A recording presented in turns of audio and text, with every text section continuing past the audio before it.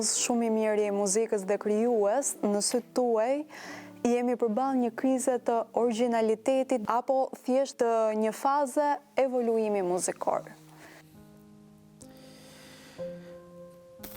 Është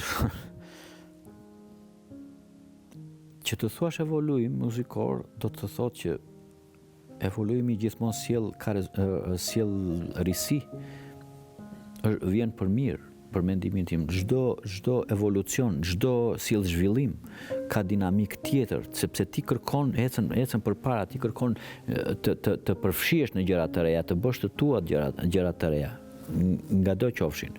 Dhe kurse të biesh në pjesën le të themi e kopjes apo e kësaj le të themi e prodhimeve digjitale të bëra në mënyra krejtësisht, që më thënë, jo profesionale, nuk mendoj që është të paktën është e duhura.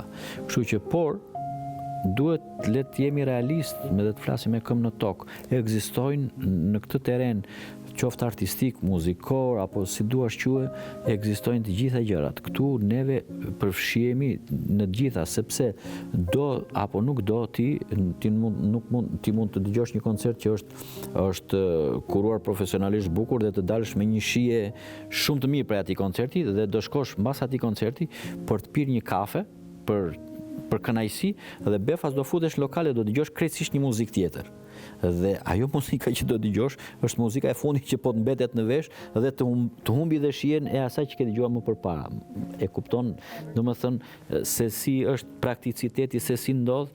Pra, njeriu duhet të jetë, si më thënë, i mbrojtur në këtë rast nga të gjitha këto gjëra, nga të gjitha këto fenomene, gjë të cilën ti nuk e ke mundësi, sepse ti jeton në këtë realitet. Ti nuk mund që nga koncerti mund të mbyllësh veshët dhe të shkosh, si me thënë, në shtëpi.